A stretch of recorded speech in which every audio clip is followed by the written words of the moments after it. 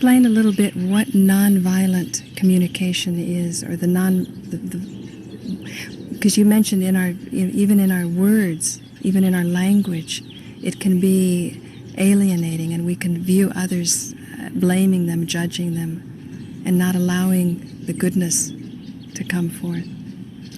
What nonviolent communication is really a synthesis not only of communication, but of intentionality, consciousness about how we choose to live.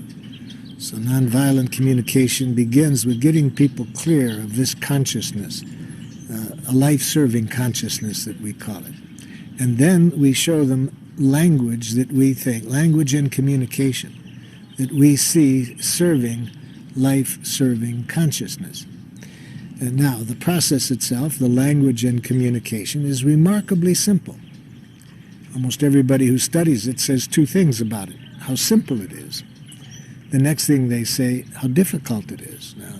Now what makes it simple is that it basically suggests that we keep our consciousness at all times on two things: what's alive in us and what would make life more wonderful.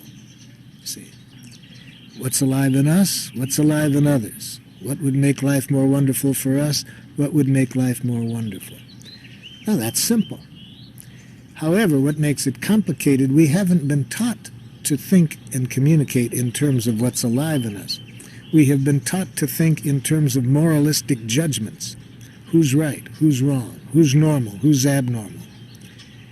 So when you have been educated for about 10,000 years, as we have, to think and communicate in moralistic judgments, which incidentally, all of the basic religions have warned us for centuries, do not use moralistic judgments. The Christian tradition says it very clearly: judge not others, lest ye be judged. Right. But we hear that, but we have been trained from the time we've been infants to think in terms of moralistic judgments. Our parents and teachers use moralistic judgments with us.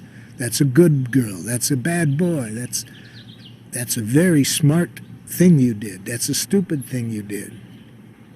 So having been trained so thoroughly for so long in moralistic judgments, it's very difficult for people to do what our training shows how to do, which is stay conscious moment by moment, what's alive in us and what would make life more wonderful. Now, the what's alive in us basically focuses on human needs. What needs of yours are being met at a given moment? What needs are not being met? What needs of others are being met, not being met? And then the what could make life more wonderful means, what do we want? What requests do we have to contribute to human needs being better met? So that's the simplicity of the process. What's alive in us and what would make life more wonderful. And so